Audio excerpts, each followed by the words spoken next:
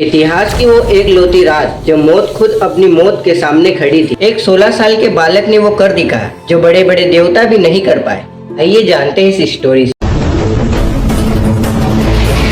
महर्षि मकंद की कोई संतान नहीं थी। इससे दुखी होकर दोनों पति पत्नी ने महादेव की घोर तपस्या की, जिससे शिव प्रकट हुए और उन्होंने एक शर्त रखी और कहा, तुम्हें एक ऐसा पुत्र चाहिए, एक गुणहीन पुत्र जो 100 साल जिए, या एक ऐसा अत्यंत ज्ञानी पुत्र जो सिर्फ 16 साल ही जिए। ऋषि ने अपने सीने पर पत्थर रखकर ज्ञानी पुत्र को चुना। ऋषि को कुछ समय बाद एक पुत्र प्राप्त हुआ जिसका नाम मार्कंडे रखा गया। समय बीतता गया। मार्कंडे आज 16 साल का हो चुका। उसके माता पिता का रो रो कर बुरा हाल था। जब मार्कंडे ने अपने माता पिता से इसका कारण पूछा और उन्हें अल्पायु का पता चला तो उन्होंने हार नहीं मानी। उन्होंने कहा कि मैं महाकाल की शरण में जाऊंगा। काल के पास मेरी मृत्यु है तो महाकाल के पास मेरा जीवन। वे समुद्र तट पर मिट्टी का एक शिवलिंग बनाकर महादेव की तपस्या में लीन हो गए। यमराज ने अपने दूतों को भेजा किंतु वह मार्कंडे को छू भी नहीं पाए।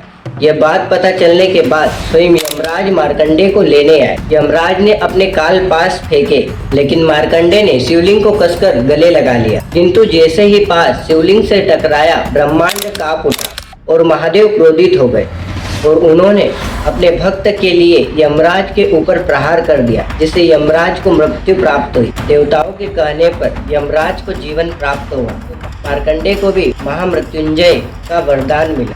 जब सब कुछ शांत हुआ तो महादेव ने मार्कंडे के चेहरे को स्नेह से सहलाया। देवताओं ने उस क्षण को याद रखने के लिए शिव को कालांतक नाम दिया, वो जिसने काल का भी अंत कर दिया। लेकिन इस कहानी का असली रहस्य तब खुला जब शिव मुस्कुराए और कहा, मार्कंडे, तुम्हारे माता पिता ने बुद्धिमत्ता से चुनाव किया था। मार्कंडे ने हैरानी से पूछा, भगवान, क्या हम मनुष्य वास्तव में कुछ चुन सकते हैं? क्या यह चुनाव मेरे माता पिता का था या आपने से पहले ही तय कर लिया था? महादेव कुछ नहीं बोले, बस डमरू हंस रहे थे और शिव मुस्कुरा रहे थे।